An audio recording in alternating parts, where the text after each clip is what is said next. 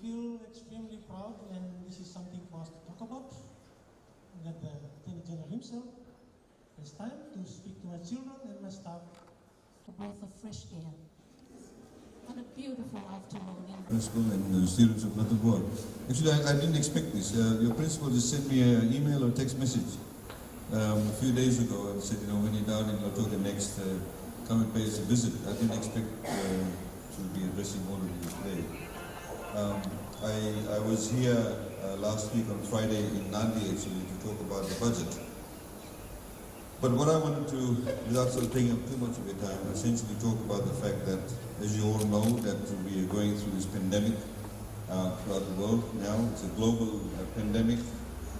It has now changed the way that we interact with each other, changed the way that we interact as far as the economy is concerned, commerce and trade is concerned, even basic things like traveling is concerned. Not just internationally across borders, but also within our country too. As you know that Lautoka was in lockdown some months back. And those of you who have lived outside the lockdown area would not have been able to travel to Lautoka. So this has never happened before. You, of course, are the future of the country. Some of you may have some anxiety in respect of your employment prospects, what's going to happen economically. And I don't want to sugarcoat what the situation is. The reality of the matter is that the world has never had such a situation. We've never had borders closed down the way it did, and the manner in which it happened, and the speed at which it happened. Almost overnight, planes stopped flying. Almost overnight, borders actually stopped. Production lines stopped. Fiji, which is very significantly dependent on the tourism sector, the 40% of our GDP that comes from the tourism sector, suddenly all the hotels are open. Because I've come to the West, I'm staying at a hotel in Nandi, the Westin, they've only got 4 guests. In fact, last night there were only 3 families. Some of the hotels are filled throughout the weekend on the Coral Coast. I understand, the locals are going to travel in. But you can imagine these large properties have sort of in a way become ghost towns. There's nobody there. But the property still has to be maintained. The taps still need to work. The grass still needs to be cut. The insurance still needs to be paid for the buildings, because what if it catches fire? So as far as these properties are concerned, life still continues, but there's no tourists coming through.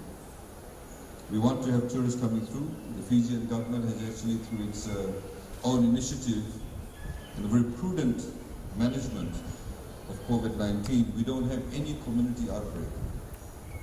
So nobody in Fiji that's walking around in Fiji has COVID-19, which is a very unique situation.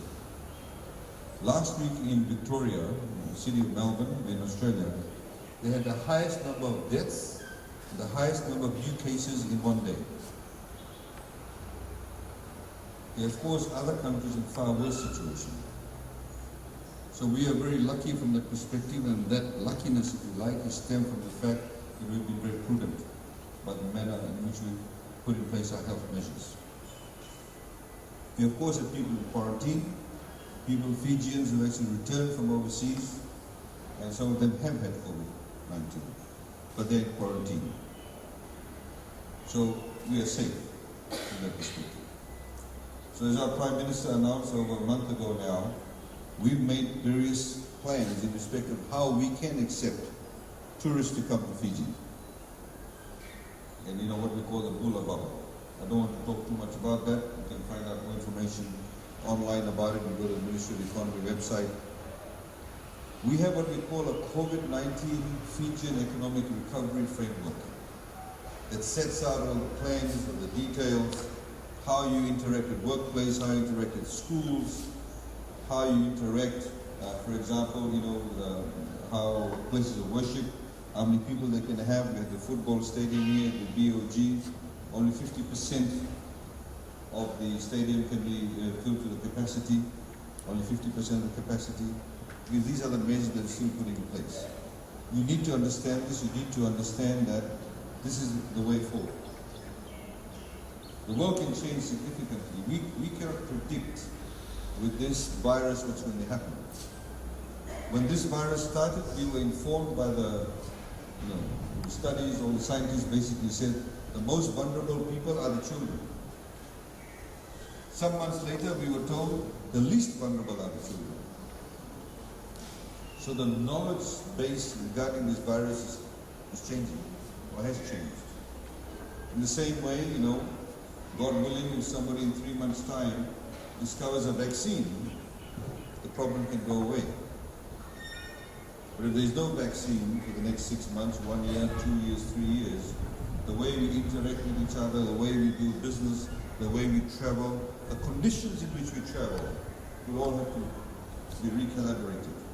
We need to relook at it. Amidst all of this, of course, we as a government need to ensure that people like yourselves, when you finish high school, when you go to university, we have opportunities for you. So in this new budget, we have focused quite a lot, in the area of, for example, domestic investment in the construction sector. So if we put up assuming if we put up 5 new blocks for the school, you'll employ people. Someone will come and dig the foundation, someone will lay the bricks, someone will put the steel, someone will paint the building, the plumber, the tiler, etc.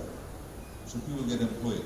As you know, unemployment as a result of tourism going down has increased.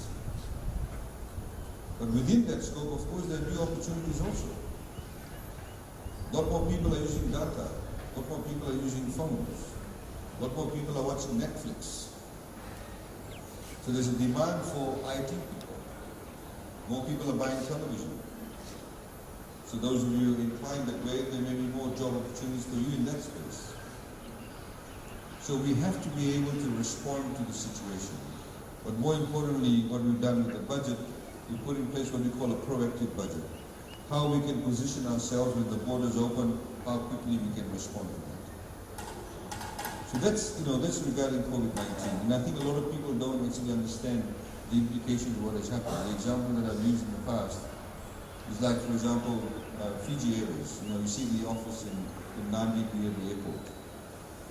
It's not just the people who were employed there who may no longer be employed, but it's the people who actually are able to earn a living from them. So the lady who may have a mithai cart outside selling mithai, or the lady who's selling boiled ebi. The ebi sees it come, she actually boils ebi and she sells it to the people who work there. So she earns a living from them. But now those people are no longer working there. So she's not able to sell a ebi. This is the implication, the ramifications of when you have jobs being lost because of COVID-19.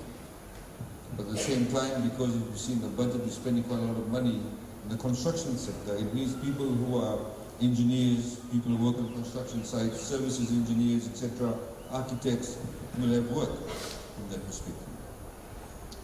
I wanted to also just highlight to you very quickly the importance of what we want to do for the youth. And I know it may be wrong, you may think it's so far away, and I don't know what year you are. Are you year 12? Are you 13? All of you are 13. Okay. So you'll be going to university, you're going to technical college, whatever the case may be. Very soon you'll be, getting married and having children. Not too soon, hopefully, but you'll be doing that. One of the key issues that actually in Fiji is that we have a very low rate of home ownership. A lot of people in Fiji, when they're young, they think we should not buy a home. We're going to buy a home when you're in your 30s or in your 40s. What we are trying to do is trying to get you young people to own a home very quickly. Even if you are single, a lot of people think we should only own our own home when I get married or when I have children. We want to change that culture, and that culture is that you should not think that you should only buy a home then. You should buy a home even once you started working. And the only way you can do that if we reduce the cost of buying a house. So that's one of our key efforts. If you hear in the budget, we have said that anybody that earns less than $50,000 a year, if they're buying if they're building their first home, I should say, we will give you a $30,000 grant. It's a grant. It's not a loan. It's a grant. In other words, money is yours. As long as you're building the first home. You go through a bank, you get a loan once you have a job. There are a lot of people, for example, if you do MBBS, the salary you pay to a doctor first year to the finish internship is about $43,000. Once they've done the internship, they get paid $63,000. And the way that you approach a home, most people when you say you should own your first home, they think of a block of land and a house in the middle of it. No, you can own a home when you have apartments also. 99-year lease, you can own an apartment for the rest of your life. Because we think owning a home means only a building on its own. If you are able to convert this all into apartments, you have only one roof to look after. You don't have multiple roofs to look after. The cost of construction actually comes down. So we are encouraging young people to actually own their homes a lot quicker. Because when you own your own home, you are economically and financially a lot more secure. There are a lot of people in Fiji, because they don't have their own asset, when they want to borrow money, when they go to banks, they aren't able to use something as collateral. They can't mortgage something. So they go to the money lender. The money lender charges 20% interest, 25% interest, whatever the case may be. So owning your own home is something that you should do early on in the piece. The whole young people think that way, you actually save a lot better too. In the same way, once you get a qualification, nobody can take it away from you. If you get a degree tomorrow, a diploma tomorrow, a certificate tomorrow, remember one thing, nobody can ever take that away from you. It's yours.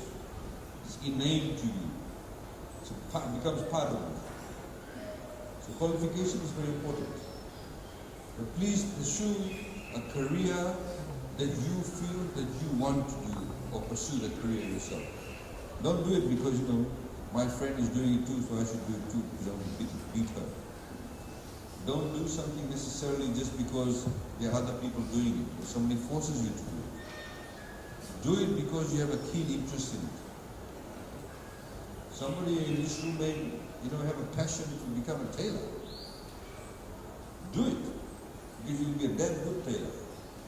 Because that's your passion. Don't do something that you don't want to do. Because if you have every single person that pursues a career with which they feel passionate about, they'll do really well. And get high-performing performance. So I just wanted to sort of highlight those key things. I don't have a particular theme, but I'm quite happy with your permission, Mr. Principal. Let me open up the floor to you. Please feel free to ask me any question you want. Before I do that, one last plug I have. How many have mobile phones? Don't be shy about it. I won't tell the principal. If you have mobile phones, please download the Care Fiji app. It's very important. I'll tell you how it works. It's very simple. If I've got a phone, so you got a phone?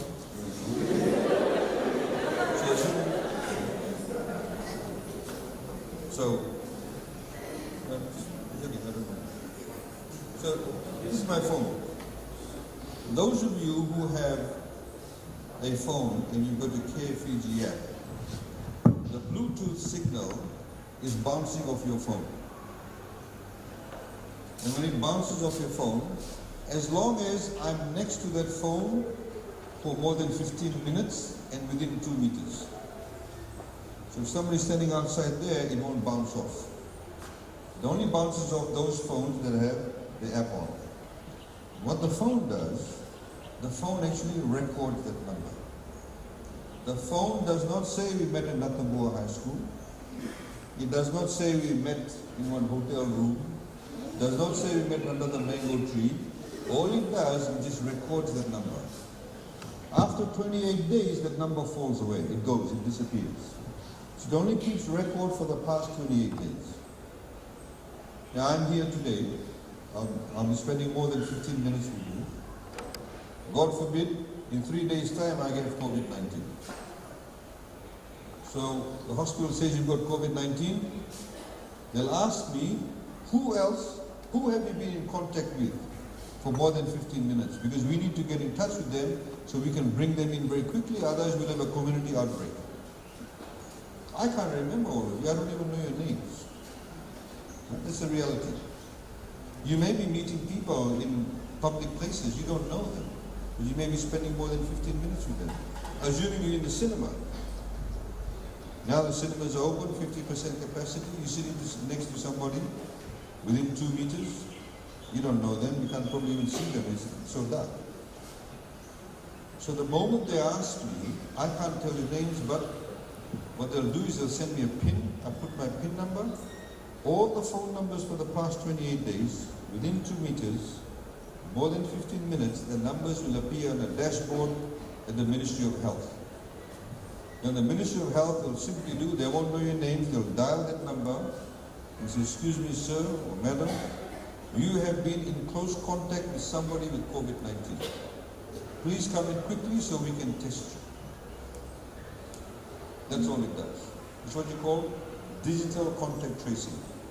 All studies from Oxford University, etc. have shown that that's the quickest way to stop community outbreak. Quickest way, because you can very quickly trace people. When we go and talk to the Aussies and the Kiwis to allow the citizens to come to Fiji for holiday, they look at how many people have downloaded our app. Because remember, when the Australian or Kiwis now going to look for holidays, they don't only look at the price. They don't only look at how hospitable the people are. They'll now look at, is this place safe to travel to given COVID-19? You yourself, I'm sure all of you were a bit worried about COVID-19 when we had some active cases. You did not want to go to certain places. In the same way, those tourists, potential tourists, won't come to Fiji if they don't feel safe. And if we have a high percentage of people downloading the app, we can stand up publicly and say 50% of the population have the app. The Australian Prime Minister 2 weeks ago very proudly said that 40% of Australians, given the population number in Australia is about 24 million people, 40% of Australians actually have downloaded the app. Because they recognize the importance of it. So if you have that, please download it yourself and tell others too, because it also helps you, helps your family. Very important.